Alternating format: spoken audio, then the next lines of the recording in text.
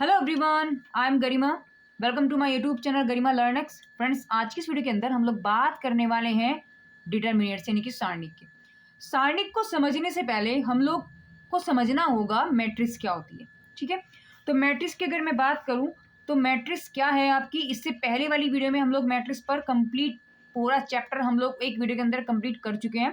उस वीडियो का लिंक आपको मेरे आई टैब पर मिल जाएगा, यहीं पर अभी आप देखें, और मेरे डिस्क्रिप्शन बॉक्स में भी मिलेगा, साथ में मेरे एंड स्क्रीन पर भी आपको उन सभी जितनी भी वीडियोस अब तक बनी है उन सब का मिल जाएगा, यानी कि प्लेलिस्ट का भी आपको वहाँ पर जो है लिंक मिल जाएगा। ठीक है, तो जुड़े रहिएगा लास्ट तक मेरे साथ। अगर वीडियो अच्छी लगे ना तो मेरी वीडियो को लाइक करिएगा, चैनल को सब्सक्राइब जरूर करिएगा और बेल आइकन क्लिक जरूर करिए, जिससे मेरी आने वाली जितनी भी वीडियोज़ हैं, चाहे वो शॉर्ट वीडियोज़ हो या मेरी लॉन्ग वीडियोज़ हो, सब कुछ आपसे ही रिलेटेड होगी, आप ही के कोर्स से रिलेटेड होगी। ठीक है ना, या फिर आपके माइंड को जो है डेवलप करने वाली ही मेरी वीडियो होंगी। तो प्लीज़ मुझे फॉलो ज़रूर करिएगा। ठीक है, तो चलिए स्टार्ट करते हैं आज की इस वीडियो को। सबसे पहले बात करेंगे हम लोग मैट्रिक्स की। थोड़ा मोटा मोटा हम लोग समझ लेते हैं मैट्रिक्स है क्या। मैट्रिक्स क्या होती है? मैट्रिक्स जो है सिर्फ जो नंबर्स आपके होते हैं ना, उन नंबर्स का एक अरेंजमेंट होता है। नंबर का एक अरेंजमेंट होता है और उसमें रो और कॉलम होते हैं।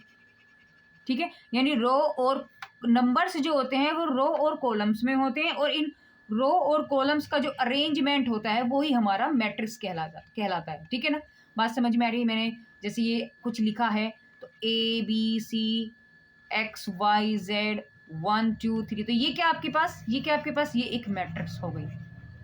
ठीक है, चलिए बात तो क्लियर हो गई कि बहुत छोटी छोटी चीज़ों में मैं मैट्रिक्स को समझा, क्योंकि हम लोग यहाँ डिटरमिनेट को डिटेल में पढ़ने वाले हैं। ठीक है, अब आप लोग मैट्रिक्स के अंदर क्या आप लोगों ने ऑर्डर भी पढ़ा है, मैंने आपको ऑर्डर भी बताया है वहाँ पर, है ना। ऑर्डर क्या होता है? M/N होता है, यानी कि अगर ये कोई मैट्रिक्स आपके पास है तो ऑर्डर कहाँ लिखा होता है? यहाँ लिखा होता है। ये होता है आपके पास रो और ये होता है आपके पास कॉलम। ये क्या होता है? कॉलम, यानी कि ये है पंक्ति और ये है आपके पास स्तंभ। मैं ये भी बता दूं एक बार, ये होते हैं कॉलम। ठीक है ना, C1 C2 C3, और ये क्या होते हैं आपके पास? ये होती है रो 1 रो 2 रो 3। बात क्लियर है? यहाँ तक आई थिंक मुझे नहीं लगता कोई परेशानी होगी। ठीक है, क्योंकि हम लोग सिर्फ यहाँ थोड़ा मोटा मोटा पढ़ेंगे मैट्रिक्स को, सिर्फ क्योंकि मुझे डिटरमिनेट तक जाना है कि डिटरमिनेट है क्या।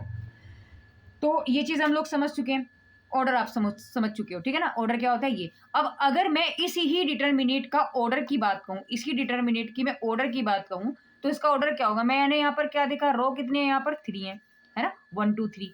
और कॉलम को अगर मैंने देखा तो कितने हैं यहाँ पर? वो भी 3 है। इसका मतलब इसका जो साइज होगा यानी M/N, यानी इसका ऑर्डर जो होगा वो 3/3 होगा। तो मैट्रिक्स का साइज तो आपके पास कुछ और भी हो सकता है। जैसे मैंने मैट्रिक्स ले लिया XYZ 1 2 3, तो इसका साइज अगर मैं देखूँ तो रो कितनी है इसमें? 2 है, और कॉलम कितने हैं? 1 2 3, 3 कॉलम है। ऐसे काउंट करो आप इसको तो 3 है, यानी इसका जो साइज है, यानी इस मैट्रिक्स का जो ऑर्डर है वो क्या है? वो 2/3 है। बात समझ में आ रही? और ऊपर क्या था आपके पास? ये था 3/3, और 3/3 का मतलब क्या हुआ? ये एक स्क्वायर मैट्रिक्स है। ये क्या है? एक स्क्वायर मैट्रिक्स है। स्क्वायर मैट्रिक्स क्या होगी? जिसमें रो और कॉलम दोनों इक्वल होंगे। स्क्वायर मैट्रिक्स क्या होगी आपकी? स्क्वायर मैट्रिक्स यानी कि वर्ग आव्यूह। ये क्या होता है? जिसमें आपके पास रो और कॉलम जो होते हैं वो दोनों क्या होते हैं? इक्वल होते हैं। अगर रो 3 है तो ये भी 3 है, ये 2 है तो ये भी 2 है। इसका मतलब कुछ ऐसी शेप रहती है, यानी कि 4/4 है ना, ये होता है। तो ये स्क्वायर मैट्रिक्स होती है। अब यहीं से बात निकल के आती है डिटरमिनेट की, कि डिटरमिनेट जो होता है ना, यानी जो सारणिक होती है डिटरमिनेट क्या होता है? ये हमेशा स्क्वायर मैट्रिक्स में ही चलेगा, स्क्वायर मैट्रिक्स में ही बनता है डिटरमिनेट। बात समझ में आ गई है कि स्क्वायर मैट्रिक्स में ही हमेशा निकलेगा, कभी किसी और मैट्रिक्स के अंदर ये नहीं हो सकता कि वो रो है या कॉलम है, नहीं, वो स्क्वायर होना चाहिए, यानी कि रो और कॉलम दोनों इक्वल होने चाहिए, तो वहाँ आप डिटरमिनेट यूज करोगे, यानी कि वो वहाँ निकलता है। चलिए इतनी बात तो क्लियर हो गई, कोई दिक्कत इसमें है नहीं। अब हम लोग अगर बात करें इसकी डेफिनेशन की, डिटरमिनेट की डेफिनेशन की, तो देखो डेफिनेशन क्या लिखा है, आप समझें यहाँ पर इस बात को, यानी किसी भी वर्ग आव्यूह से प्राप्त एक संख्या को डिटरमिनेट कहते हैं। ठीक है, यानी कि जो स्क्वायर मैट्रिक्स हमारे पास हुई है उसे जब हम लोग उसका डिटर्मिनेट निकालेंगे, मतलब कोई एक संख्या हमें उससे सॉल्व करके कोई एक संख्या मिलेगी, तो वही क्या होगा, वो आपके पास डिटर्मिनेट होगा। दैट मीन्स इंग्लिश में भी मैं बता देती हूँ, determinate of the square matrix, यानी किसी भी स्क्वायर मैट्रिक्स का जो डिटर्मिनेट होता है इज ए सिंगल नंबर, एक सिंगल नंबर होता है, ऑब्टेन्ड फ्रॉम इट्स एलिमेंट, इसके एलिमेंट्स यानी कि जो इसकी जो संख्या होती है, इसके जो तत्व होते हैं वहां से। बात समझ में आएगी डेफिनेशन, हालांकि डेफिनेशन कहीं आती नहीं है लेकिन मुझे समझाना जरूरी था। ये बात आपको समझ में आ गई। अब इसका नोटेशन क्या होता है, अगर मैं आपसे कहूं जैसे 2x2 आपके पास मैट्रिक्स है, तो इसका नोटेशन अगर मैं कहूं, नोटेशन का मतलब एक तरीके से कि कैसे लिखा जाता है, नोटेशन, तो जैसे ए बी यहाँ लिखा मैंने सी डी, तो ये क्या आपके पास, ये एक मैट्रिक्स है और किस क्या साइज है इसका, 2x2, क्या है 2x2। अब अगर इसको हम सोल्व करने का तरीका सेम उसी तरीके जैसे मैट्रिक्स में हम लोग करते थे, ये माइनस ये, यानी कि ए डी माइनस के सी डी। बात समझ में आ गई, क्लियर है, कोई दिक्कत नहीं है जी, बिल्कुल कोई दिक्कत नहीं है। अब हम एक एग्जाम्पल को अगर मैं इसको लेकर के दिखाऊं, जैसे मैंने कुछ लिया है ये 5 2 3 1, तो इसका डिटर्मिनेट ऑर्डर क्या है इसका, 2x2 हो गया है ना। तो अगर मैं इसका डिटर्मिनेट निकालूं तो क्या निकलेगा इसका, यानी अगर ये मैट्रिक्स ए है तो इसका डिटर्मिनेट को हम ऐसे लिखेंगे, दो डंडों के बीच में डिटर्मिनेट्स को हम ऐसे लिखते हैं, ठीक है ना। तो डिटर्मिनेट कैसे, ये माइनस ये, यानी कि 5 × 1 - 2 × 3, इट विल बी 5 में से 6 गए तो माइनस के 1 अंश का आंसर आ गया, यानी कि ये नॉट इक्वल टू 0 है। मतलब क्या है आपका, ये समझे कि जो आपके पास डिटर्मिनेट ए आया है, अगर वो इक्वल आ जाता है, अगर वो इक्वल आ गया, इक्वल टू 0 आ गया, तो हम क्या कहेंगे कि मैट्रिक्स की जो ये गिवन आपके पास मैट्रिक्स था, इसके रो और कॉलम, इसके जो रो और जो कॉलम हैं वो क्या होंगे, वो लीनियरली वो क्या होंगे आपके पास, डिपेंडेंट होंगे, ठीक है। और अगर ये नॉट इक्वल टू 0 होगा तो ये दोनों आपस में क्या होंगे, ये इंडिपेंडेंट होंगे, लीनियरली का मतलब क्या है कि जिसमें आपके पास कोई भी जो समीकरण है, जिसकी कोई भी इक्वेशन होती है जिसकी डिग्री 1 होती है, वो लीनियर आपके पास इक्वेशन होती है। जैसे आपके पास हो गया x + y + z = 0, तो ये आपके पास क्या है, लीनियर है। क्यों, क्योंकि इसमें जो सबकी पावर कितनी है, वो 1 है, तो ये लीनियर इक्वेशन होती है। ऐसी ही इक्वेशन को हम लोग डिटर्मिनेट के थ्रू सॉल्व करते हैं। मोटी मोटी बात मैंने आपको ये चीज बताई है, ठीक है ना। अच्छा, और ये इंडिपेंडेंट डिपेंडेंट क्या होता है कि इंडिपेंडेंट का मतलब है कि इसका आपस में कोई कनेक्शन बन नहीं सकता, लेकिन अगर इन दोनों को सॉल्व करके हम लोग कुछ कनेक्शन बना करके उसको सॉल्व करते हैं तो वो डिपेंडेंट बोला जाएगा उसको, ठीक है ना। अब हम बात करेंगे 3x3 की, 2x2 की हम लोग बात कर चुके हैं। 3x3 में मैं एक एग्जांपल से आपको समझाती हूँ कि जैसे 1 4 7 है, 2 5 8 है, 3 6 9 है, ये एक है मेरे पास डिटर्मिनेट है। तो डिटर्मिनेट देखो, मैट्रिक्स अगर होता ना तो ये मुड़ा हुआ रहता, ये ऐसे में लिखा होता अगर ये मैट्रिक्स होता, बट ये क्या है आपके पास, ये डिटर्मिनेट है। जब ये डिटर्मिनेट है तो ये डंडे से सीधे रहेंगे, आप समझ रहे हो, यानी कि ये सीधे रहते हैं, ऐसे ही मुड़ते नहीं है। तो ये डिटर्मिनेट का है। अगर मैं इसको ब्रैकेट में, बड़ा ही ब्रैकेट में बना दूं तो वो क्या बन जाएगा, वो मैट्रिक्स बन जाएगा। ये दोनों में फर्क है, आप देख कर भी इस चीज को समझा सकते हो। तो यहां पर अगर मैं ये इसका नाम अगर ए है, इसका अगर नाम ए है, तो इसका अगर मुझे डिटर्मिनेट निकालना है तो कैसे निकालेंगे, देखो इसी में मैं आपको माइनर बताऊंगी, है ना, कोफैक्टर बताऊंगी, यहीं से मैं आपको बताऊंगी। तो देखो क्या होगा, ये बड़े ध्यान से आप समझना। ए को मैं अगर सॉल्व करती हूँ, अब 3x3 की है ये 3x3 का, तो कैसे सॉल्व करेंगे, देखो पहला एलिमेंट क्या है आपके पास, 1 है, तो आप 1 को यहां लिखेंगे इस तरीके से, फिर ऐसे लाइन लगाएंगे। अब इस 1 को पूरा ढक लो, रो में भी और ऐसे कॉलम में भी, जो बचेगा इसको यहां लिख दो। ये क्या बन गया आपके पास, 5 8 6 9, ठीक है ना।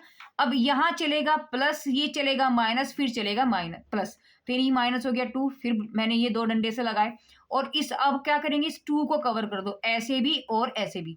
जो एलिमेंट बचे हैं उसको आप यहाँ लिख दो, ये 4 है आपका, है ना, तो यहाँ लिखेंगे 4 7 6 9। अब साइन कौन सा लगाना है, प्लस, तो यहाँ प्लस लगाएंगे, फिर 3 एलिमेंट, जो एलिमेंट लिखा होगा उसको हम लिखेंगे और फिर ये ब्रैकेट सा लगाएंगे, और उसके बाद हम लोग क्या करने वाले हैं, हम लोग 3 को कवर करेंगे। तो मैंने कुछ डिफरेंट कलर से ले लिया, है ना, तो ये गया इस तरीके से, है ना। अब क्या बचा, ये बचा, ये बचा, ये बचा और ये बचा, तो बस इसको लिखेंगे यहाँ पर। तो क्या हो जाएगा 4758। बात समझ में आ गई। तो यहाँ ये जो बने हैं ना, ये क्या बने हैं आपके पास, ये जो बने हैं ना आपके पास, ये तीन, ये क्या है आपके पास, इन्हें हम कहते हैं माइनर। माइनर क्या कहते हैं इनको हम, माइनर। और माइनर को हिंदी में हम लोग क्या कहते हैं, माइनर को हम हिंदी में कहेंगे उपसारणिक। उपसारणिक यानी कि बड़ी सारणी के अंदर से हमने छोटी छोटी सारणी जो निकाली है, ठीक है, उसे हम क्या कहते हैं, उपसारणिक यानी कि माइनर। माइनर का मतलब छोटा, तो ये छोटा हो गया, ये छोटी छोटी सारणियां बना दी हमने, ठीक है ना। तो ये 3x3 की थी, तो मैंने इसमें से छोटी छोटी बना दी। तो अब इसको सोल्व भी करते हैं ऐसे।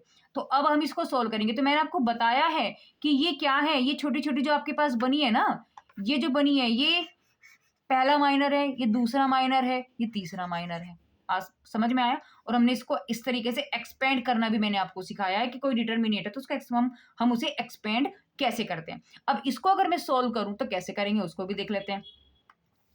तो यहां से जब हम इसे सोल्व करेंगे, देखो ये माइनस ये, तो यानी कि 5 ये हो गया 45 और माइनस के हो गए 6 48, ठीक है ना।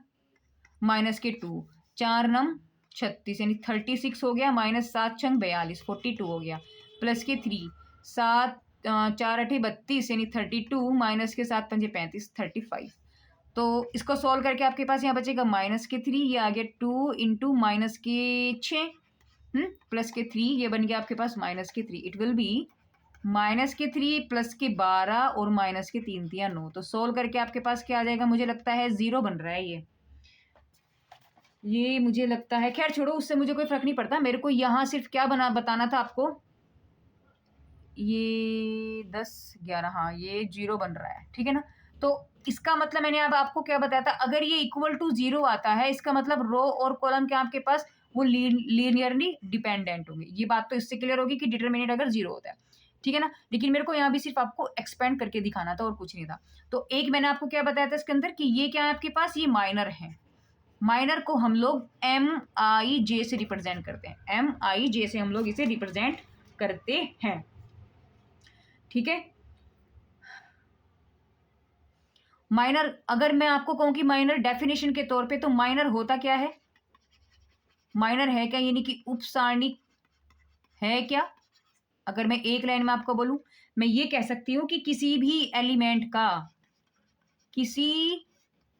किसी भी एलिमेंट, कोई भी जो एलिमेंट है आपके पास AIJ। अब मैं इसमें आपको एक बार बता दूं, ये क्या है सब आपके पास, ये क्या है आपके पास 1 4 7 2 5 8, ये सब जो इसमें नंबरिंग लिखे हैं, इन नंबर्स को हम लोग क्या कहते हैं, हम इन्हें एलिमेंट कहते हैं। क्या कहते हैं, एलिमेंट। यानी कि A11 A12 A13 है ना, यानी AIJ हम इसे कहते हैं। बात समझ में आ रही है, ये एलिमेंट होते हैं। तो किसी भी एलिमेंट यानी AIJ का जो माइनर होता है, इसका जो माइनर होता है वो क्या बनता है, वो डिटरमिनेट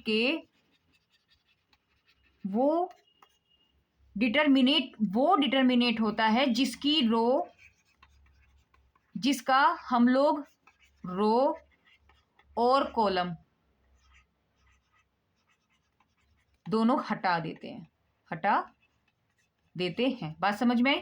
यानी कि देखो वही तो कि हमने माइनर क्या बनाया कि हमने, अगर मैंने ये निकाला था 1 का, तो मैंने ऐसे देखो ऐसे और ऐसे बिल्कुल ढक दिया, यानी इसका रो, ये तो हो गया रो और ये हो गया इसका कॉलम, दोनों हटा दिए।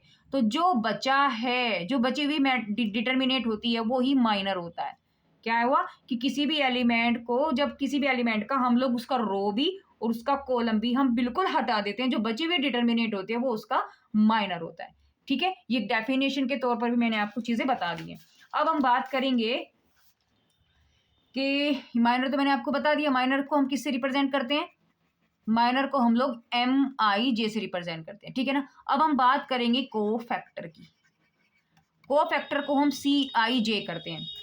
आप माइनर में साइन लगा दो, यानी कि जो CIJ यानी कि जो कोफैक्टर आपका होता है वो क्या होता है, CIJ बराबर होता है -1 की power I plus J MIJ, ये होता है, ठीक है। ये होता है आपका क्या, ये होता है आपका कोफैक्टर, सी का मतलब कोफैक्टर, और कोफैक्टर को हम क्या कहते हैं, सह गुणनखंड कहते हैं शायद, गुणनखंड, हाँ सह गुणनखंड, कोफैक्टर को हम क्या कहते हैं, सह गुणनखंड। अब मैं जैसे ये मेरे पास निकला है, जैसे ये मेरे पास निकला है, जैसे इसको मैंने निकाला है तो मेरे पास टोटल कितना, चलो ये तो छोड़ो, अभी मैं इसको एक चीज बता दूं यहां से कैसे निकालेंगे। जैसे कि मैं M11 निकाल के दिखाती हूँ। M11 का मतलब क्या है कि रो और ये कॉलम, यानी पहली रो पहला कॉलम। तो मैंने इस मैट्रिक्स में ही हम लोग गए, चलो मैं मैट्रिक्स भी लिख देती हूँ क्योंकि मैंने उसको बिल्कुल थोड़ा सा हटा दिया बिल्कुल हर तरीके से। तो मैट्रिक्स मेरे पास है, वो मैट्रिक्स थी 1 4 7 2 5 8 3 6 9। तो अगर मुझे माइनर निकालना है M11 यानी कि पहली रो का पहला कॉलम, पहली रो का पहला कॉलम हटा दिया मैंने, तो मेरे पास क्या बचा 5 8 6 9 ये बचा। जब मैंने इसको सोल्व किया हमारे पास क्या बचा था, ये 5 नम 45 और 6 8 48, यानी कि मेरे पास वैल्यू आई थी -3। ये M11 क्या आया था, -3। और अगर मुझे इसका कोफैक्टर निकालना है, तो कोफैक्टर अगर मुझे इसका निकालना है यानी कि C11 ही अगर मुझे निकालना है, तो मैं क्या करूंगी, I की जगह मैंने 1 रखा, J की जगह भी मैंने 1 रखा, तो यहाँ रखेंगे 1 + 1 M11, यही तो बनेगा, ठीक है ना। तो C11 आपके पास क्या निकल गया, -1 की पावर स्क्वायर और -3, यानी कि C11 = 1 का स्क्वायर = +K1। तो ये तो वैल्यू +1 बन गई, यानी -K3 हो गया। तो इसी तरीके से अगर मेरे पास मैं निकालती, यानी कि C12 अगर मैं निकालूं तो मेरे को M12 निकालना पड़ेगा। सपोज करो M12 की वैल्यू -K आपके पास आ गई -8, सपोज करो आपके पास -8 आ गया, तो आपको C12 अगर निकालना है, अगर C12 आपको निकालना है तो -1 की पावर I यानी कि 1 + J की वैल्यू होगी 2। इससे हमें देखा मैंने I की वैल्यू ये है और J की वैल्यू ये है, तो यहाँ होगा M12। और मैंने 1 2 की वैल्यू सपोज मैंने अपनी तरफ से कंसीडर किया कि सपोज 1 2 की वैल्यू -8 अगर आ जाती, तो ये वैल्यू -1 की क्यूब होगी थी और यहाँ बचा था आपके पास -8। तो यहाँ अगर मैं देखूं -1 की जो क्यूब होगा, यानी कि जो आपके पास अगर वो ओड नंबर आ जाता है पावर में, तो इसका मतलब क्या होगा कि वैल्यू माइनस बन जाएगी। देखो -1 × -1 × -1, तो माइनस माइनस तो प्लस हो गए और प्लस की फिर माइनस से तो माइनस हो गया, तो यहाँ वैल्यू बन गई आपके पास माइनस और ये हो गया -8, इसका मतलब +8 हो गया। बात समझ में आ गई, इतनी बात क्लियर है, कोई दिक्कत नहीं है जी, बिल्कुल कोई दिक्कत नहीं है। चलिए अब हम बात यानी कि एक बेन रिकैप में आपको अगर बता दूं तो हम लोग अभी तक क्या क्या पढ़ चुके हैं, रिकैप देख लेते हैं इसका, रिकैप कह लो या एक तरीके से रिपीटिशन में हम लोग एक बार देख लेते हैं कि मैंने अभी क्या क्या बताया आपको। एक तो मैंने बताया है माइनर क्या होते हैं, दूसरा मैंने आपको बताया है कोफैक्टर क्या होते हैं, और तीसरा मैंने आपको डिटरमिनेट पढ़ा दिया, बता दिया कि डिटरमिनेट है क्या। तो माइनर क्या है आपके पास, माइनर जो होता है वो होता है कि रो और कॉलम को हटा दिया, ठीक है, तो जो डिटरमिनेट बचती है वो क्या होता है, वो आपके पास माइनर बचता है। और कोफैक्टर क्या होता है, कोफैक्टर का मतलब ये है कि आप माइनर में आप साइन जोड़ दो, देखो साइन तो जोड़ा मैंने, अगर ये मेरे पास देखो, ये मेरे पास सपोज करो यहाँ मेरे पास क्या वैल्यू आई थी, देखो ये M11 क्या आया था मेरे पास, -3 आया था, और C11 क्या आया था, ये -3, यानी कि देखो ये माइनस, ये मैंने क्या किया, ये साइन ही तो है, तो हमने क्या किया, साइन को इसमें ऐड किया, बस और कुछ नहीं किया। हमने क्या किया, इसमें साइन को हमने इसमें ऐड किया, ठीक है ना। तो माइनर क्या होता है, रो और कॉलम को अगर हम हटाते तो जो बची हुई डिटरमिनेट होती है वो माइनर होता है। कोफैक्टर क्या होता है आपके पास, माइनर जो हमारा निकल के आया यानी MIJ जो निकल के आया, उसमें आप साइन को अगर ऐड कर दो, वो कंडीशन के ऊपर बात है कि इवन है या ओड है, तो प्लस माइनस उस हिसाब से आ जाएगा, ठीक है ना। तो वो उसमें जोड़ देंगे तो वो कोफैक्टर बन जाएगा। और डिटरमिनेट क्या होती है कि एलिमेंट में हम मल्टीप्लाई कर देते हैं किसकी, कोफैक्टर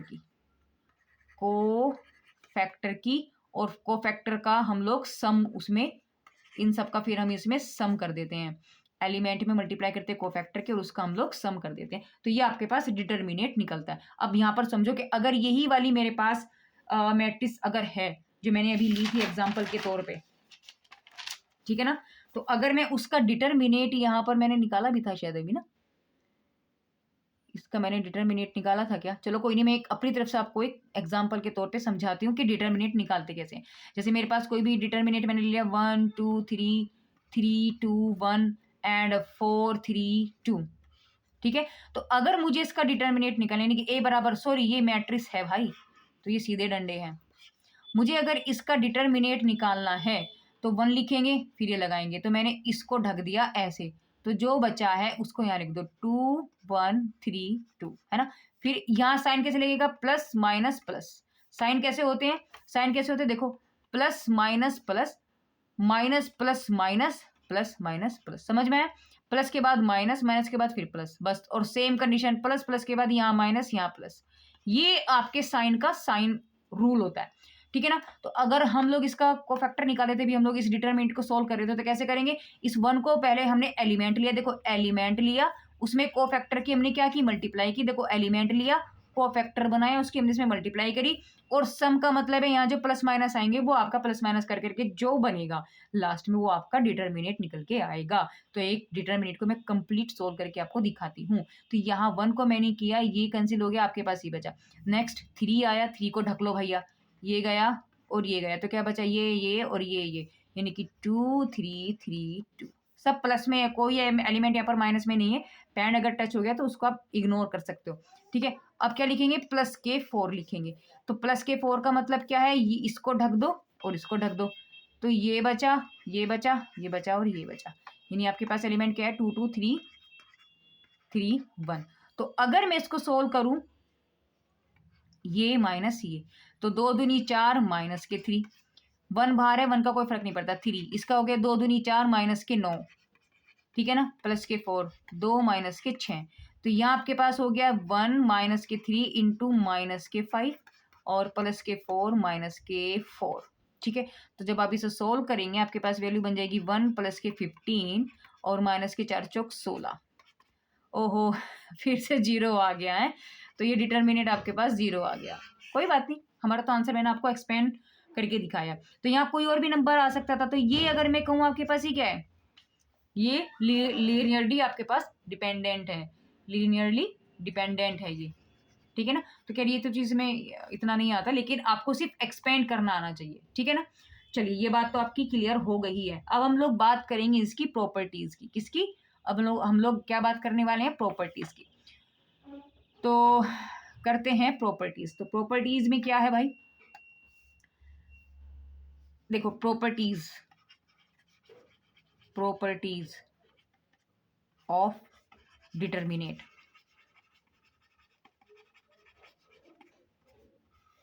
इनकी डिटर्मिनेट की हम लोग प्रॉपर्टी पढ़ेंगे। पहली प्रॉपर्टी क्या कहती है, पहली प्रॉपर्टी आपकी ये कहती है कि अगर 2 रो हैं, है ना, क्या है, अगर 2 रो हैं आपके पास, क्या है, 2 रो अगर इक्वल हैं, तो आपके पास डायरेक्टली जो डिटर्मिनेट होगा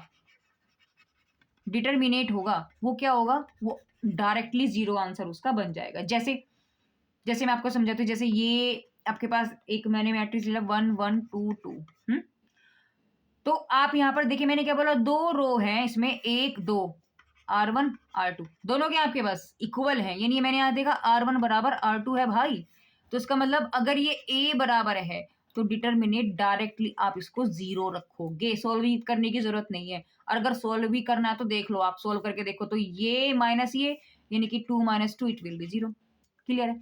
ऐसे आपके पास 3 में भी हो सकता है, समझ रहे हो, 3 में भी हो सकता है 1 4 1 2 5 2 और 3 6 3 3 6 3।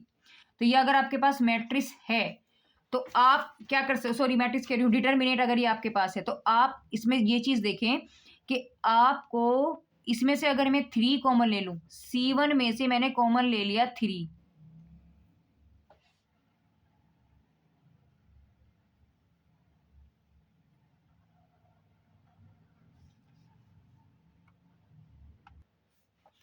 सॉरी देखो, इसमें रो 1 और रो 3, यानी रो 1 बराबर है रो 3 के। इसका मतलब अगर इसका जो डिटर्मिनेट निकालना है वो डायरेक्टली क्या बैठेगा, 0, करने की जरूरत नहीं है। बात समझ में, पहला नंबर रूल, पहली प्रॉपर्टी आपको समझ में आ गई। चलिए अब दूसरी प्रॉपर्टी की बात करेंगे हम लोग।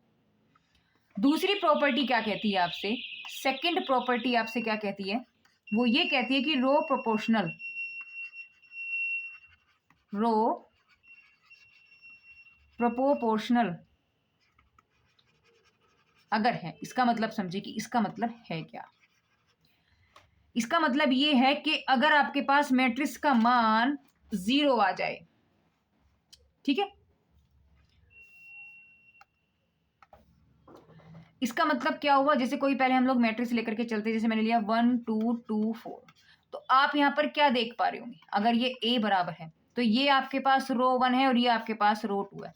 तो आप क्या देख रहे होंगे, देखो जो रो 1 है, सॉरी जो रो 2 है, इसमें ये क्या है, देखो ये 1 का दुगना है, ये 2 का ट्वाइस है ना। यानी ऊपर वाली जो रो, यानी कि जो रो 1 है वो दुगनी है, सॉरी हाँ, ये रो 2 का जो मान है वो रो 1 का दुगना है। देखो रो 2 का जो एलिमेंट है ये 2 है, तो 1 का ट्वाइस हो गया, और जो ये 4 है ये 2 का ट्वाइस हो गया। इसका मतलब क्या है कि R1 का ट्वाइस है R2, ठीक है। तो ये प्रॉपर्टी होती है ये। अगर ऐसी कंडीशन आपके पास बन रही है तो आप डायरेक्टली किसी भी डिटर्मिनेट का मान जो होगा वो डायरेक्टली 0 होगा, चाहे वो 3/3 हो या 2/2 हो।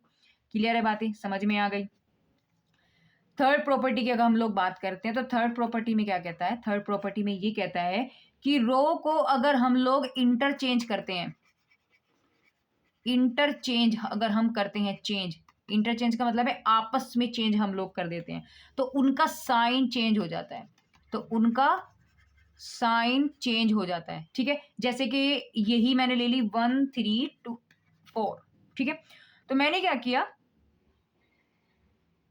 मैंने इसका क्या किया, जैसे ये आपके पास रो 1 है और ये आपके पास रो 2 है, इसने क्या बोला, इंटरचेंज, तो मैंने R1 को आपस में एक्सचेंज कर दिया, यानी मैंने साइन चेंज कर दिया, यानी कि साइन का मतलब यानी कि इसको ऊपर लिख दिया और इसको मैंने नीचे लिख दिया। तो आंसर जो होगा ये a बराबर अगर था तो, है ना, तो क्या हो जाएगा, वो माइनस के a हो जाएगा, यानी कि डिटरमिनेट का जो आंसर आएगा वो माइनस का फर्क आ जाएगा, ठीक है। यानी कि आप इसको सोल्व भी करके देख सकते हो। जैसे इसका आंसर अगर आप देखें तो क्या बनेगा, देखो ये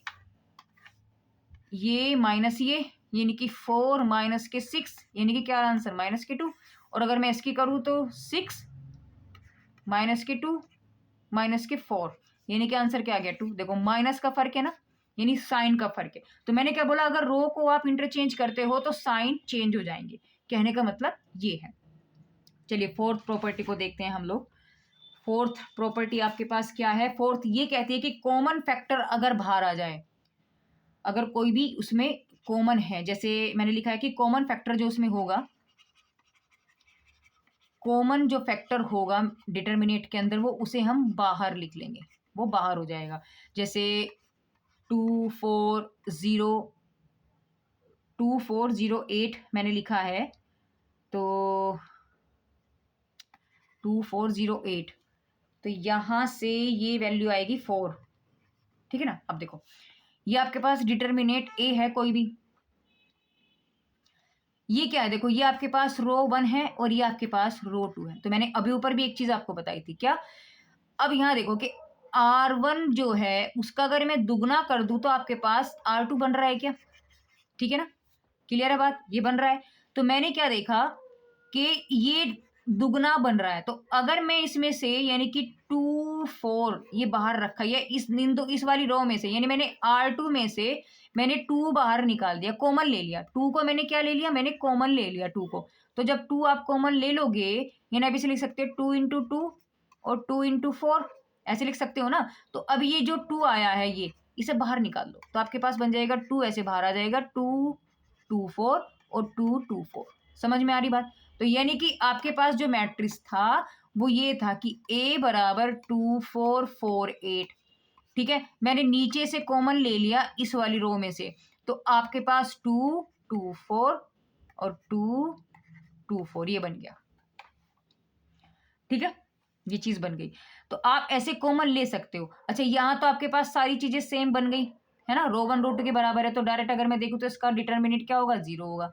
ये बात तो आपको अब तक समझ में आ गई होगी। मैं एक और एग्ज़ाम्पल ले लेती हूँ। जैसे अगर आपके पास है कुछ कंडीशन में मैंने ए का मान ले लिया है 3, 2, ठीक है ना? और यहाँ मैंने ले लिया आपके पास 6, 8, ठीक है? तो आप क्या कर सकते हो, देखो नीचे वाले में से कॉमन आ रहा है, इसमें से तो कुछ कॉमन नहीं आ रहा, रो 1 में कुछ भी कॉमन नहीं है, लेकिन रो 2 में आप देखो तो कॉमन आ रहा है। तो मैंने रो 2 में 2 कॉमन आ रहा है, तो 3, 2 तो सेम रहेगा, पहली रो तो सेम रहेगी, दूसरी में से मैंने 2 को बाहर निकाल लिया, क्या बचेगा आपके पास? 3, 4 बचेगा, ठीक है ना? तो ऐसी की जो कॉमन किसी भी रो में अंदर कोई रो चाहे वो 3/3 हो, चाहे आपके पास वो 2/2 की हो, आपके पास डिटरमिनेंट, उससे कोई फर्क नहीं पड़ता। मैंने क्या बोला कि रो जो है आपके पास, कोई सी भी रो, पहली हो या दूसरी हो, उसमें से अगर पूरी रो में से उन सारे एलिमेंट में अगर कुछ कॉमन आ रहा है तो उस कॉमन को हम बाहर निकाल देंगे, ठीक है? ये आपकी चौथी प्रॉपर्टी थी। पांचवी प्रॉपर्टी आपसे क्या कहती है? ऑपरेशन लगता है यहाँ पर। पांचवी प्रॉपर्टी क्या कहती है? ये रो ऑपरेशन। अब ये ऑपरेशन देखिए, यानी ऑपरेशन का मतलब हुआ कि आपका जो क्वेश्चन को मुझे सोल्व करना है उसका सिंप्लीफिकेशन एक ट्रिक है, यानी कि उसको सोल्व करने की एक ट्रिक हम लोग यहाँ पर यूज करते हैं, ठीक है ना? जैसे मैं आपको एग्जांपल से समझाती हूँ। जैसे ये 1, 2, 3, 4 मैंने लिया है, तो यहाँ हम लोग अप्लाई कर सकते हैं। कैसे? ये a बराबर अगर आपके पास है फॉर एग्जाम्पल, तो मैंने यहाँ पर क्या किया, मैंने R2 में ऑपरेशन लगा दिया और मैंने R1 में से मैंने क्या घटाया, देखो मैंने R2 में से 3R1 को माइनस कर दिया, ठीक है ना? तो क्या करेंगे, देखो R2 के एलिमेंट्स क्या आपके पास? 3 है, ठीक है? तो मेरे को R2 कैसे बन रहा है कि मैंने R2 में से R1 में मल्टीप्लाई किया, पहले तो मैंने 3 की, तो यानी कि इसमें मैंने 3 की पूरे में मल्टीप्लाई कर दी, तो आपके पास यहाँ बचेगा 3 और यहाँ बचेगा आपके पास 6। मैं आपको समझा रही हूँ, तो आपको ये बात अंदर अंदर रखनी है, आपको ये बात अंदर अंदर रखनी है। ये 3 है, ये 4 है, ठीक है ना? मैंने इस रो 1 में मैंने 3 की मल्टीप्लाई कर दी, तो आपके पास ये बन गया ना, ठीक है? चलिए, लेकिन अब मुझे सॉरी, ये मैंने को रो 1 की जगह लिखना है। मैं रो 1 बना रही हूँ, अगर मैं रो 1 की जगह लिख रही हूँ वैल्यू, तो मैंने को रो 1 लिखना है। तो आपके पास क्या बन जाएगा, देखो यहाँ चेक करते हैं, तो आपके पास रो 1 वाली कंडीशन में क्या बनेंगे, यानी कि मैं यहाँ पहला एलिमेंट क्या लिख सकती हूँ, मैं पहला एलिमेंट क्या लिख सकती हूँ, देखो इसको हटाओ पहले और फिर मैं आपको समझाती हूँ कि कैसे।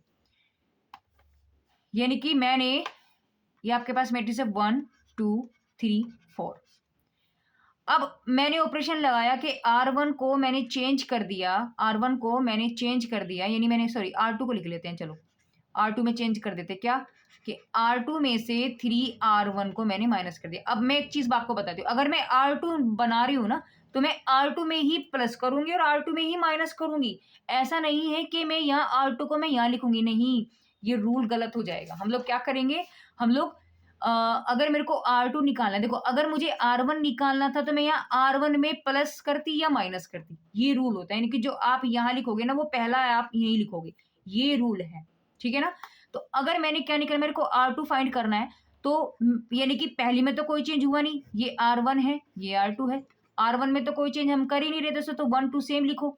R2 को मुझे चेंज करना है, देखिए पहला एलिमेंट क्या बैठेगा, देखो इसकी जगह R2 का एलिमेंट है 3 - 3, R1 का पहला एलिमेंट क्या है 1, तो यानी कि 3 - 3 इट विल बी 0। तो मेरे इसका मतलब क्या हुआ कि इसकी जगह क्या बन जाएगा आपके पास, ये 0 बन गया, ठीक है? अब मैं फिर ऑपरेशन लगाती हूँ इस वाले एलिमेंट का, तो R2 की जगह तो लग गया 4 - 3, R1 कितना है आपके पास 2, तो 4 - 6, इसका मतलब -2, यानी यहाँ क्या निकल गया -2। तो बात समझ में आ गई, यानी आपके पास मैट्रिक्स क्या थी, मैट्रिक्स आपके पास ये थी, सॉरी डिटरमिनेट ए बराबर क्या था आपके पास 1, 2, 3, 4, है ना? तो आपने जब इसमें ऑपरेशन लगाया R2, मैंने चेंज किया R2 में 3R1, तो आपके पास ऑपरेशन लगा करके वैल्यू बन गई 1, 2। पहले में हमने कोई चेंज नहीं किया तो पहला सेम रहेगा, और रो 2 आपने चेंज किया है, रो 2 आपने चेंज किया है, तो रो 2 के इसके एलिमेंट के जहाँ आपके पास चेंज करके वैल्यू आ जाएगी, क्या आ गई 0 - 2, ठीक है, ये आपके पास ये प्रॉपर्टी थी आपका ऑपरेशन। ओके, तो अगर मैं यहाँ पर जितना मैंने अब तक जो पढ़ा है नेक्स्ट टॉपिक पे अंदर, तो उसमें मैंने समरी को लिखा है। समरी में यानी कि पहला पॉइंट हमने क्या पढ़ा था, सेम रो। अगर सेम रो है तो आपके पास डिटर्मिनेट की वैल्यू 0 होगी। अगर आपके पास प्रोपोर्शनल रोज हैं तो वैल्यू डिटर्मिनेट की 0 होगी। ठीक है, रो को अगर हम इंटरचेंज करते हैं, R1 को R2 में, R2 को R1 में, तो वहां साइन चेंज हो जाते हैं, वहां साइन चेंज हो जाते हैं। बात समझ में आ रही है? कॉमन फैक्टर को हमेशा हम लोग बाहर लिख देते हैं, बाहर निकाल देते हैं। और रो ऑपरेशन क्या कहता है, यानी वैल्यू आपको सेम देता है, यानी ये सिंपलीफाई करने का एक ट्रिक है। ठीक है ना। चलिए अब हम बात करेंगे कैरमार्स रूल की। ठीक है ना, ये बहुत इंपॉर्टेंट है। तो हम लोग क्या बात करें, क्रैमर रूल की। क्रैमर रूल्स, ये रूल आपसे क्या कहता है, इसको देखो पहले। इस रूल की हेल्प से, यानी कि इस रूल से हम लोग क्या करते हैं, हम लोग जो लीनियर इक्वेशन है ना, लीनियर इक्वेशन जो होती है आपके पास, उसको हम डिटरमिनेट की हेल्प से, डिटरमिनेट की हेल्प से हम लोग क्या करते हैं, यहाँ पर सोल्व करते हैं। क्या करते हैं, सोल्व करते हैं। जैसे आपके पास कोई भी इक्वेशन है, a1x plus b1y equal to 0, a2x plus b2y equal to 0। ठीक है ना, ये दो अगर आपके पास इक्वेशन है, तो यहां से आपको x और y अगर निकालने हैं तो आप इस रूल का यूज करेंगे डिटरमिनेट की हेल्प से। ये वो चीज कहते हैं। दूसरी बात, ये रूल हमेशा कब लगता है, जब डिटरमिनेट की वैल्यू आपके पास नॉट इक्वल टू 0 होनी चाहिए। अगर इक्वल टू 0 हो गया ना, तो ये वाला रूल तो आप अप्लाई नहीं कर सकते। अब क्यों नहीं कर सकते, ये चीज मैं बताऊंगी जब आगे हम इसका फॉर्मूला पढ़ेंगे। ठीक है ना, बात समझ में आ रही है? तो आप ये रूल कब लगा सकते हो, जब आपका डिटरमिनेट जो निकल के आए वो नॉन जीरो आए, यानी नॉट इक्वल टू 0 आए। जब वो नॉट इक्वल टू 0 होगा तो हाँ, आप ये क्रैमर रूल्स को लगा सकते हो, कोई प्रॉब्लम नहीं है। ठीक है ना, हम लोग इस रूल की हेल्प से क्या करते हैं, किसी भी लीनियर इक्वेशन को हम लोग सॉल्व करते हैं डिटरमिनेट की हेल्प से, यानी कि एक्स वाई जेड जो होता है उसमें उसकी वैल्यू को हम लोग यहाँ पर फाइंड करते हैं। अब कैसे करते हैं, जैसे ये आपके पास अगर इक्वेशन है तो आप यहाँ से पहले निकालोगे डेल्टा। डेल्टा में क्या होगा, डेल्टा में आप जो आपके एक्स वाई जेड हैं उनके कोफिशिएंट को लिखेंगे। जैसे एक्स का कोफिशिएंट है यहाँ पर 1, यहाँ वाई का है b1, यहाँ a2 है और ये b2 है। ये तो होता है आपका डेल्टा। क्या होता है, ये होता है डेल्टा। एक होता है इसमें डेल्टा एक्स। अब डेल्टा एक्स का मतलब क्या है, देखो एक्स का मतलब है कि यहां पर आप एक्स की ही एलिमेंट को हटा दो, एक्स के ही एलिमेंट को हटा दो। तो एक्स के एलिमेंट यानी कि b1 b2 तो सेम है, और इनकी जगह क्या आ जाएगा, ये कांस्टेंट आ जाएंगे। अगर कांस्टेंट यहाँ 0 0 है तो आपको 0 0 लिखना होगा। ठीक है, ऐसे ही जब मैं डेल्टा वाई को निकालूंगी तो आपके पास डेल्टा वाई का मतलब क्या होगा कि जो वाई के कोफिशिएंट थे, कोफिशिएंट का मतलब समझ में आ रहा है, एक्स के जो पहले लिखा है ये कोफिशिएंट है, वाई का कोफिशिएंट वाई के पहले लिखा है। बात समझ में आई, ये कोफिशिएंट होते हैं, यानी कि हिंदी में हम इसे कहते हैं गुणांक। ठीक है ना, कोफिशिएंट को हम क्या कहते हैं, गुणांक। यानी एक्स का गुणांक क्या है, a1 है, y का गुणांक क्या है, b1 है। ठीक है ना, ऐसे नीचे वाली में क्या है, इसका x2, इसका a2 है, इसका y2 है, नीचे वाले x और y का। तो क्या करना है, मैंने आपको बोला कि अगर मैं डेल्टा y मुझे निकालना है तो आपको y के जो कोफिशिएंट है उसको उसकी जगह कांस्टेंट रख देने हैं। तो यानी a1 a2 तो आपके पास सेम रहेंगे, तो इनकी जगह वैल्यू क्या रख देंगे हम, जो आपके पास कांस्टेंट है ये रख देंगे। अब इसके बाद आपने वैल्यू निकाल ली, फिर आपको क्या निकालना है, आपको x कैसे निकालोगे, डेल्टा x को डिवाइड करो आप डेल्टा से, y को निकालने के लिए आप लोग डेल्टा y को डेल्टा से डिवाइड करो। अगर आपके पास z होता तो डेल्टा z को डिवाइड कर देते डेल्टा से। बात समझ में आई, डेल्टा जेड वाली भी इक्वेशन को हम लोग सोल्व करेंगे। अब मैंने आपको बोला था कि डेल्टा की वैल्यू नॉट इक्वल टू 0 होना चाहिए, यानी कि डिटरमिनेट जो है वो नॉट इक्वल टू 0 होना चाहिए। डिटरमिनेट को यहाँ हम लोग डेल्टा से रिप्रेजेंट कर सकते हैं, कोई प्रॉब्लम नहीं है ना, करेंगे इनफैक्ट, क्योंकि हमें कुछ तो सिंबल चाहिए ना उसे लिखने के लिए। तो ये जो डेल्टा है, मैंने बोला कि डिटरमिनेट आपका नॉट 0 होना चाहिए।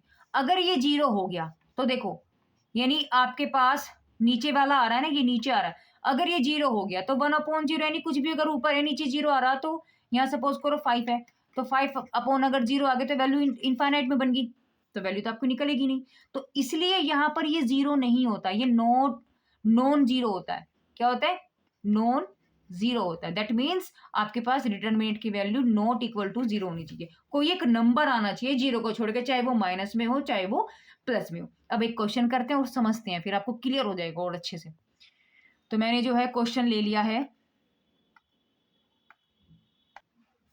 तो मैंने यहाँ पर आप एक क्वेश्चन ले लिया है, तो आपको यहाँ पर इसको सोल्व करना है किससे? बाय यूजिंग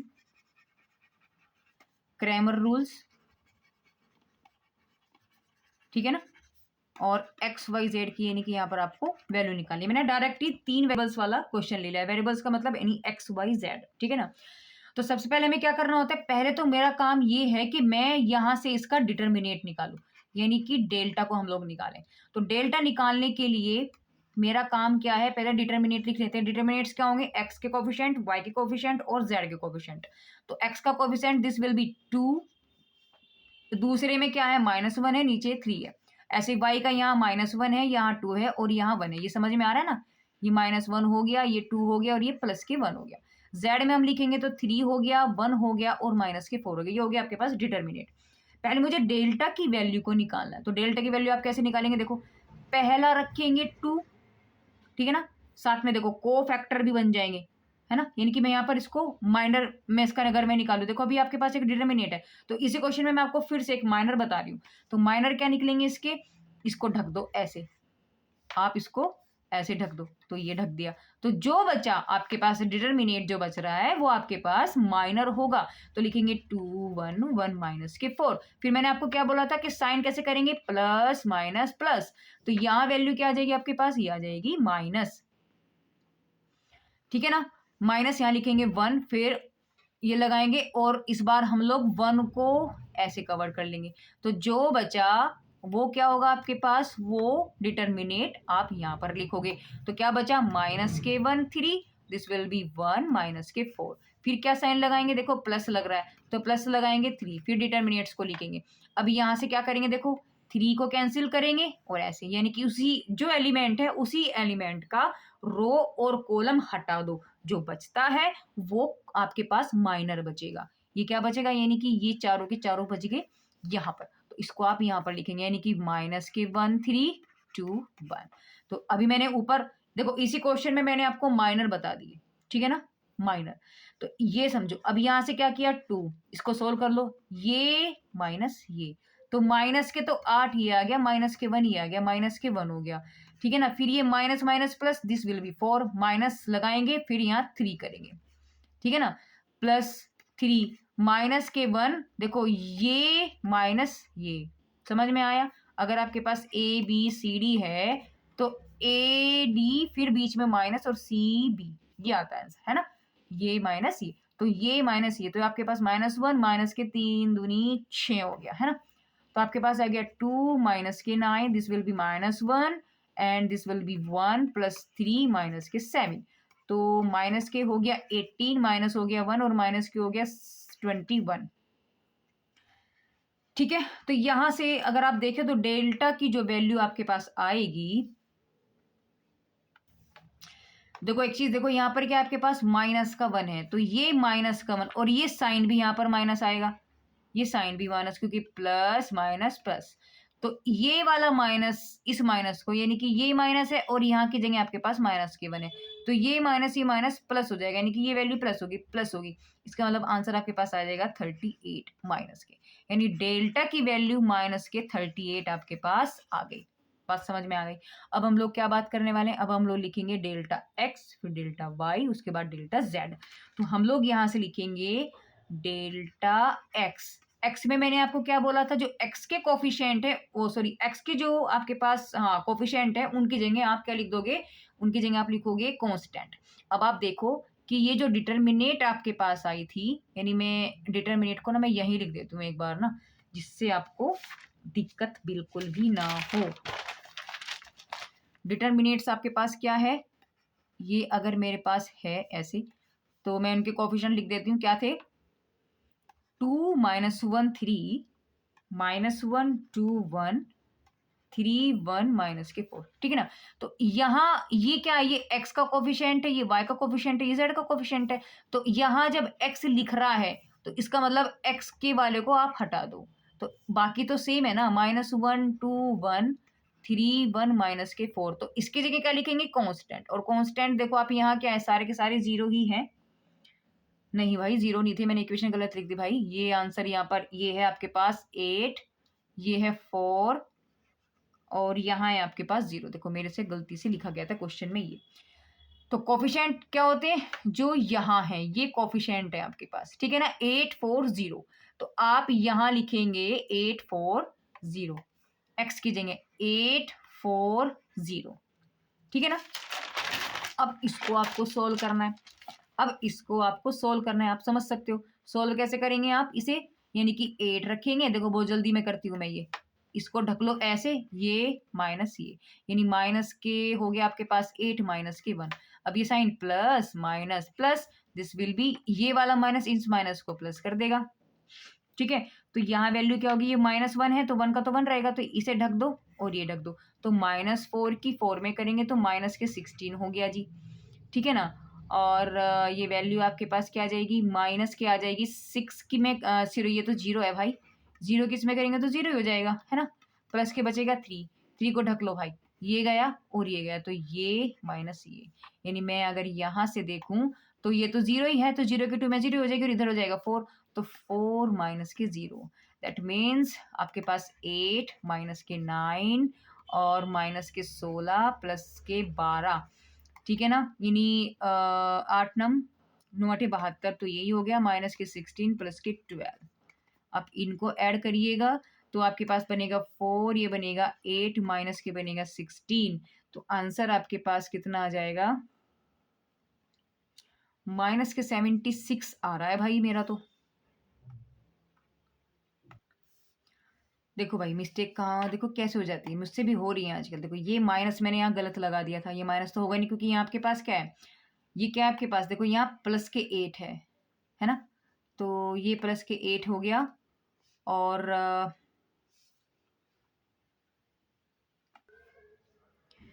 तो यहाँ पर देखो, ओहो ये मिस्टेक, ये हट गया, ये है 8 माइनस के 9। देखो इनकी जब मल्टीप्लाई करेंगे तो ये माइनस में आएगा, जब ये माइनस में आएगा तो आपके पास इसको सोल्व करके कितना आ गया, यानी कि माइनस के 72 माइनस के हो गया 4, this will be minus K 76, यानी किसकी वैल्यू आई आपके पास, डेल्टा एक्स की।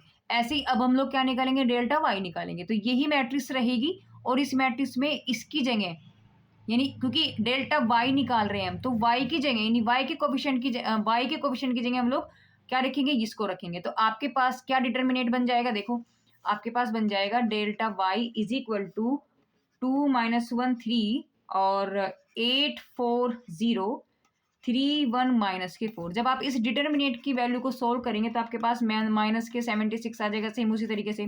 फिर आप डेल्टा जेड निकालोगे, तो जब आप डेल्टा जेड निकालोगे तो जेड के कोफिशिएंट की जगह ये आ जाएगा कांस्टेंट, तो यानी कि 2 माइनस 1 3, और यहाँ वाई वाले कोफिशिएंट है -1 2 1, और इधर आ जाएगा 8 4 0। जब आप 0, दिस इज 0, ठीक है ना। तो डेल्टा जेड की वैल्यू भी आपके पास माइनस के 76 आ जाएगी, और डेल्टा की वैल्यू क्या आई थी आपके पास, माइनस के 38, अगर आप ऊपर देखें, ठीक है। तो अगर आपको एक्स की वैल्यू को निकालना है तो एक्स क्या हो जाएगा, डेल्टा एक्स अपॉन डेल्टा, ठीक है। वाई क्या हो जाएगा आपके पास, डेल्टा वाई अपॉन डेल्टा, और जेड क्या हो जाएगा आपके पास, delta Z upon delta, this will be minus K 76 upon minus के 38, है ना। ये वैल्यू इज आल्सो माइनस के 38, this is also 76 upon minus के 38। तो सभी की वैल्यू यहाँ आपके पास सेम आ जाएगी, यानी वैल्यू आपको चल रही है यहाँ पर 2, यानी ये हो जाएगी एक्स की वैल्यू, ये हो जाएगी वाई की वैल्यू, और ये हो जाएगी आपके पास जेड की वैल्यू, ठीक है। ये आपका कैरेमल रूल्स था। अब हम लोग क्या करने वाले, कुछ क्वेश्चंस को सोल्व करेंगे जो इंपॉर्टेंट है, और आपके क्वेश्चंस जो हैं ये एग्जाम्स में भी आते हैं, ठीक है। तो चलिए कुछ इंपॉर्टेंट क्वेश्चन को हम लोग देखते हैं।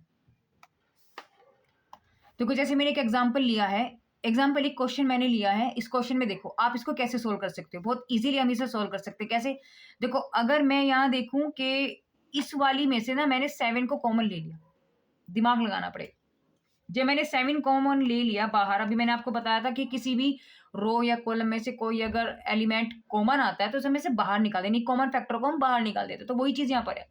इसमें से मैंने 7 को बाहर लिया तो यहाँ पर आपके पास बचेगा 6, ये बचेगा 4, ये बचेगा 2। सेकेंड कॉलम आपके पास सेम है और ये 6 4 2 है। अब यहाँ देखो, यहाँ मैंने क्या देखा, रो 1 बराबर है रो 3 के, और अभी मैंने पढ़ा था कि अगर 2 रो या 2 कॉलम इक्वल होते हैं, सॉरी ये कॉलम है C1 और ये है आपके पास C3, तो क्या है कि C1 और C3 दोनों के इक्वल है, तो इसका मतलब इस डिटर्मिनेंट अगर ये A इक्वल टू के बराबर है तो डिटर्मिनेंट A की वैल्यू डायरेक्टली क्या हो जाएगी, 0। समझ में आई? बहुत अच्छा क्वेश्चन था, ऐसे छोटे क्वेश्चन थे। एक क्वेश्चन मैं ले लेती हूँ, देखो साइन एक्स दिया है, ये दिया है माइनस के कोस एक्स दिया है, ये आपके पास यहाँ कोस एक्स है और ये आपके पास साइन एक्स है। इस डिटर्मिनेंट का वो वैल्यू पूछ रहा है ए, तो अगर मुझे डिटर्मिनेंट ए निकालना है तो ये माइनस ये करेंगे तो आपके पास हो जाएगा साइन स्क्वायर एक्स, है ना, और ये माइनस माइनस के कोस स्क्वायर एक्स, ये माइनस माइनस हो जाएगा plus, this will B sine square x plus के कोस स्क्वायर एक्स। और हमें ये चीज पता है ट्रिग्नोमेट्रिक के अंदर कि इसकी जो वैल्यू होती है 1 के बराबर होती है, तो ये 1 बन गया, यानी डिटर्मिनेंट ए की वैल्यू आपके पास 1 आ गई। क्लियर है क्वेश्चन? कोई प्रॉब्लम नहीं, ठीक है। देखो एक क्वेश्चन मैंने लिया है कि आपको क्वेश्चन जो दिया गया है इसमें क्या बोला है, आपको 13, 8 और 6 इनके कोफैक्टर निकालने, इनके सहगुणन खंड निकालने।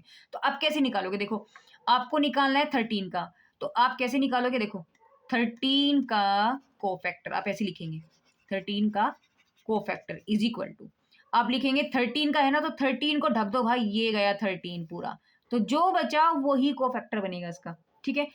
सॉरी ये माइनर बनेगा पहले, तो मेरे को निकालना है ये, तो यहाँ कोफैक्टर का मतलब है CIJ।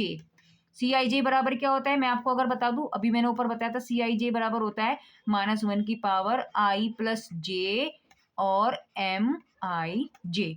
तो पहले मुझे यहाँ 13 का माइनर निकालना पड़ेगा, मैं पहले इसका माइनर निकाल लेती हूँ यहाँ पर ना, उसके बाद हम लोग इसमें साइन को चेंज करेंगे। तो हम लोग क्या निकालेंगे 13 का माइनर, माइनर का मतलब है उपसारणिक, उपसारणिक, यानी हम लोग इसका पहले माइनर को निकालेंगे। तो माइनर निकालेंगे तो आपके पास जो बचा है, देखो रो और कॉलम को मैंने बिल्कुल हटा दिया, तो जो बचा वो उसका माइनर बनता है डिटर्मिनेंट में, तो 1 3 4 7, तो यानी कि मेरे पास m कौन सा है, ये 1 1 है, पहला रो पहला कॉलम, तो 1 1 मेरे पास निकल गया 7 माइनस के 4 दिया 12, है ना, यानी कि यहाँ से m11 की वैल्यू आपके पास बन गई माइनस के 3 2 5, ठीक है ना। अब मुझे निकालना है 13 का कोफैक्टर, तो लिखेंगे 13 का सहगुणनखंड, सहगुणनखंड यानी कि कोफैक्टर, तो यानी कि C11 निकालना है मुझे, तो -1 की पावर 1 प्लस 1 कर दो, M11 लिख देंगे, तो implies that this will B -1 का स्क्वायर करेंगे तो प्लस बन गया, तो प्लस बन गया तो बस -5 आ गया, ये आ गया C11, ठीक है, यानी 13 का।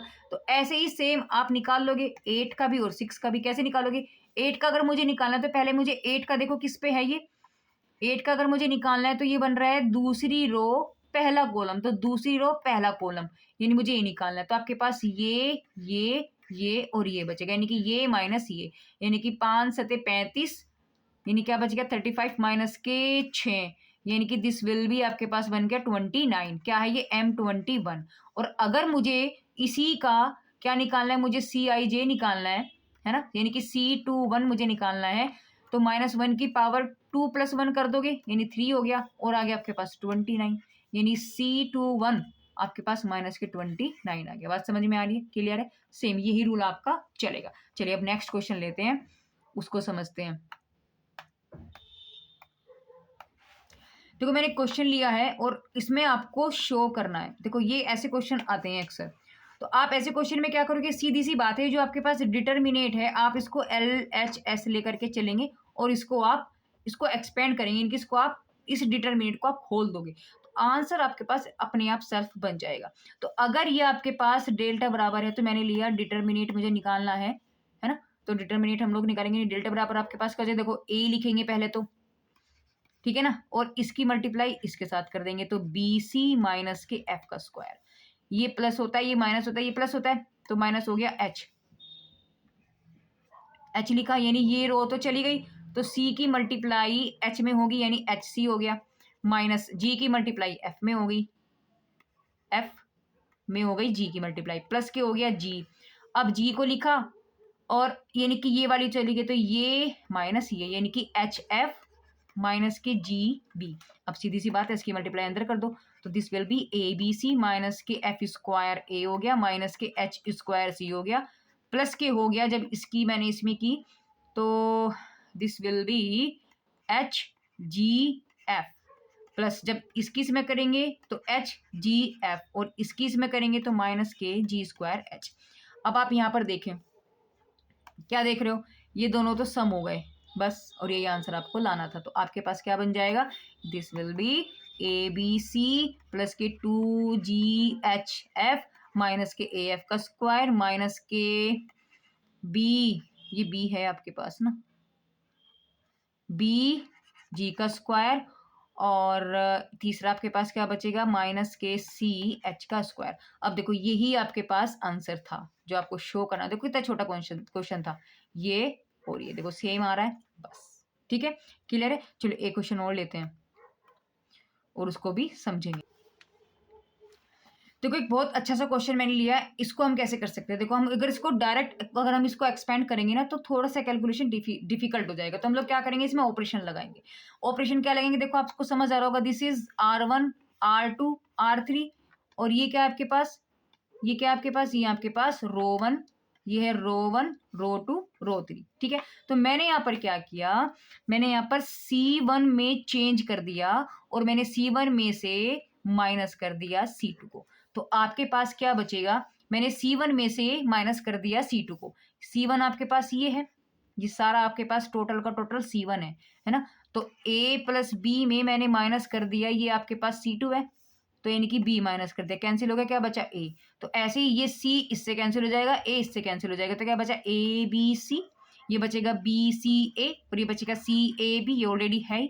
इसको आपको क्या करना है, बस एक्सपेंड ही तो करना है, इसको आपको एक्सपेंड ही तो करना है। तो अगर ये डिटरमिनेट बराबर नहीं, छोड़ो, हमें तो ये प्रूव करना था। तो आप क्या करेंगे, इसको लेंगे ये रहा और यहाँ साइन लगाएंगे प्लस माइनस प्लस, तो आपके पास क्या बचेगा A, इसको तो ये माइनस ये, यानी कि CB माइनस के A स्क्वायर माइनस के B, यानी कि ये वाली रो तो गई ऐसे। तो क्या करना है आपको, इस B की इसमें करनी है और इस C की इसमें करनी है। तो क्या बन जाएगा आपके पास B स्क्वायर माइनस के AC प्लस बन गया C को आप ढक दो, ये गया C, तो जो बचा ये माइनस ये। ठीक है, तो क्या हो जाएगा AB माइनस के C स्क्वायर, मल्टीप्लाई करें आप जल्दी फटाफट, तो ABC A क्यूब माइनस के B क्यूब माइनस के ABC प्लस में हो जाएगा, ये माइनस माइनस प्लस हो जाएगा, this will B ABC minus के C क्यूब। तो आप इसे कर सकते 1 2 3, तो 3ABC माइनस के A cube minus B cube minus C cube. अब देखो यही तो शो करना था आपको, ये आंसर था और हमने जो सोल्व किया वो भी यही आंसर था। ठीक है ना, क्लियर है बातें, आपको समझ में आ रही होंगी आई होप। देखो आपको शो करना है ये क्वेश्चन, देखो बहुत अच्छा क्वेश्चन है और प्यारा, मुझे लगता है शायद ये इंपॉर्टेंट भी कहीं ना कहीं होगा। ऐसे ही क्वेश्चंस आते हैं जिसमें आपको थोड़ी सी ट्रिक लगा करके कैलकुलेशन इजी हो जाती है। तो देखो कैसे करेंगे इस क्वेश्चन को हम लोग, हमने क्या किया, आपके पास ये C1 है, ये C2 है और ये C3 है, क्लियर है ना बातें। तो हम लोग क्या करेंगे, ऐसे ऑपरेशन लगाएंगे, C1 को प्राप्त करेंगे C1 plus C2 plus C3 करके। तो यानी कि अगर मैं इसमें ये C1 है, C1 में मैंने ये भी जोड़ दिया ये भी जोड़ दिया, तो आपके पास क्या बचेगा, आपके पास क्या बचेगा, देखो आपके पास बचेगा इक्वल टू लेकर के चलेंगे आप, तो यहाँ बन जाएगा A, ये तो C1 हो गया, C2 जोड़ दिया C3 जोड़ दिया, तो सेम इसमें भी क्या बचेगा, x plus A plus B plus C, x plus A plus B plus C, और कॉलम 2 और कॉलम जो 3 है, यानी कि इस कॉलम में और इस कॉलम में हमने कुछ छेड़छाड़ नहीं की, इसका मतलब वो सेम रहेगा, x प्लस B, ये C, सॉरी B है तो B रहेगा, यहाँ C है और ये आपके पास x प्लस के C हो गया। ठीक है, अब आप यहाँ पर देख पा रहे होंगे जितने भी मैंने आपको शुरू में जितनी भी कंडीशंस प्रॉपर्टीज बताई थी वो यहाँ अप्लाई हो रही है। क्या हो रहा है, मैं यहाँ पर ये चीजें देख रही हूँ कि देखो ये इस कॉलम वाइज में से ये चीज कॉमन आ रही है, यानी कि कॉलम में से आपके पास एक एलिमेंट कॉमन आ रहा है, तो कॉमन फैक्टर को क्या करते हैं, बाहर निकाल देते हैं। तो इसको हम लोग यहाँ से बाहर लिखेंगे, तो आप जब इसे बाहर लिखोगे तो आपके पास बन जाएगा x plus A plus B plus C, ये तो आ गया बाहर, और अंदर क्या बचेगा 1 1 1 B, x plus B B सी सी एक्स प्लस के सी। क्लियर है? अब आप क्या करोगे, देखो इसमें ऑपरेशन और दूसरा लगाएंगे। क्या करेंगे हम लोग, कर देंगे R2 को लेंगे, यानी R2 है ये वाली लाइन और ये है आपके पास R3। तो एक तो मेरे को R2 चाहिए, एक मेरे को R3 चाहिए। अगर मैं इन दोनों एलिमेंट को ऐसे जीरो बना दूं तो आगे कैलकुलेशन मेरे पास इजी बन जाएगी। तो मैंने को क्या कर देना है, मैंने R2 में से क्या कर देना है, मैंने R2 माइनस R1 कर दिया और मैंने R3 में से भी R1 को माइनस कर दिया। अब जरा आप देखिए क्या चीजें बन जाएगी, यानी कि अगर मैं ये वाला ऑपरेशन लगाती हूँ तो R2 को मैंने चेंज किया कैसे, मैंने ये ऐड कर दिया, इसमें से मैंने इसको माइनस कर दिया, इसमें से मैंने इसको माइनस कर दिया। तो पहले मैं ये एलिमेंट लिख देती हूँ यहाँ पर। तो यानी रो 1 में तो मैंने कुछ नहीं किया, यानी कि 1 B C ये तो सेम का सेम है, और इसमें से मैंने इसको माइनस कर दिया तो यहाँ 0 बन जाएगा। इसमें से मैंने इसको माइनस कर दिया, इसका मतलब x plus B minus B, this will be cancel now, तो यू विल गेट x। ऐसे ही C में से C चला गया तो 0 बन जाएगा। अब ये वाला एलिमेंट देखो 3 R3 में से भी मैंने 1 घटाया है, इसका मतलब क्या है, इसमें से भी मैंने ये घटाया तो 0 बन गया, है ना। इसमें से मैंने ये घटाया तो 0 बन गया, इसमें से मैंने ये घटाया नहीं, x प्लस सी में से मैंने c घटाया, कैंसिल हो गया, x बच गया। बात समझ में आ रही है? क्लियर है? एक एक चीज को मैं बहुत क्लियरली बताने की कोशिश कर रही हूँ। अब आपको क्या करना है, सिर्फ एक्सपेंड कर देना है। तो ये हो गया प्लस, ये हो गया माइनस, ये हो गया प्लस। तो पहला एलिमेंट मैंने लिया, इसको ढक दो, एक्स स्क्वायर बन गया बस, माइनस के हो गया 0, माइनस के हो गया b, क्योंकि ये एलिमेंट यहाँ क्या होता है, 0 होता है, ये प्लस होता है, ये प्लस होता है ना। तो माइनस के b को मैंने ढका, तो ये जब दोनों एलिमेंट 0 हैं तो आगे 0 ही बचेगी वैल्यू, ये 0 बन गई यहाँ पर, ठीक है। प्लस के बनेगा c, अब c को मैंने ढक दिया, बिल्कुल ये 0 तो c विल बी, ये भी 0। तो आपके पास क्या बचेगा, आपके पास यहाँ से सिर्फ एक्स स्क्वायर बच रहा है। अच्छा, साथ में हम लोग इसको लिखना भूल गए, ये वाली वैल्यू, तो ये तो इसके बाहर थी ही, यानी कि ये तो यहाँ पर थी, यानी कि ये वैल्यू तो यहाँ पर ऑलरेडी थी, क्या, x प्लस ए प्लस बी प्लस सी। तो ये वैल्यू तो यहाँ पर आपके पास थी, x प्लस ए प्लस बी प्लस सी, ठीक है। तो यानी कि ये वैल्यू यहाँ पर आपके पास थी, x प्लस ए प्लस बी प्लस सी। तो क्वेश्चन समझ में आ रहा है आपको? क्लियर है? तो आपको देखो आंसर क्या लाना था, आप यहाँ पर देखें, देखो यही तो प्रूफ करना था, ये वाला आंसर आपको लाना था इसको सोल्व करके। तो यहाँ से जब मैंने सोल्व किया, मैंने क्या किया, पहले मैंने ऑपरेशन लगाया ये, तो आपके पास ये वाला बन गया। फिर मैंने इसको, इस सारे को मैंने बाहर निकाल लिया, तो ये बाहर आ गया, यहाँ बन गया आपके पास 1 1 1। जब 1 1 बन गया, मैंने ये वाले ऑपरेशंस लगा दिए। जब मैंने ऑपरेशंस लगाए तो आपके पास मैट्रिक्स ये वाला बन गया, ये वाला मैट्रिक्स बन गया आपके पास। मैं इसको लिख देती हूँ एक बार, ये 1 बच गया था, ये 0 आ गया था, ये 0 आ गया था, दिस विल बी बी, ये x आ गया था, ये 0 आ गया था, ये c, ये 0, ये x। तो यहाँ अब साइन प्लस है, ये माइनस है और ये प्लस है, तो इसको मैंने एक्सपेंड कर दिया, और ये आपके पास स्टार्टिंग में था ही, ये तो आपके पास चल ही रहा था ऊपर से ना, ये वाली वैल्यू देखो, ये तो चल ही रही थी, है ना। तो ये तो हमने सेम यहाँ पर लिखा है, और ये मैट्रिक्स मेरे पास थी। अब इस मैट्रिक्स को मैंने एक्सपेंड कर दिया, तो वैल्यू मेरे पास ये बन गई। जब ये बन गई तो ये तो कॉमन ऑलरेडी चल ही रहा था, तो इसको मैंने यहाँ लिख दिया। इसको सोल्व करके मेरे पास सिर्फ क्या आया, मेरे पास सिर्फ और सिर्फ एक्स स्क्वायर आया। तो बस यही इसका आंसर हो गया। तो यही हमें प्रूफ करना था, ठीक है। तो फ्रेंड्स, यहाँ मैं वीडियो को एंड करती हूँ। अगर मेरी वीडियो आपको अच्छी लगती है तो प्लीज़ मेरी वीडियो को लाइक करें, शेयर करें, चैनल को सब्सक्राइब करें, साथ में बेल आइकन क्लिक बिल्कुल ना भूलें उसको क्लिक करना, जिससे आने वाली जो नई वीडियोज़ होंगी जो आप ही के सब्जेक्ट से रिलेटेड होंगी, आपको मोटिवेट करेंगी पढ़ने के लिए, आपको हर जिंदगी में भी आगे बढ़ने के लिए मोटिवेट करेंगे। तो प्लीज़ मुझे फॉलो करिएगा, ठीक है ना। Thank you for watching my videos.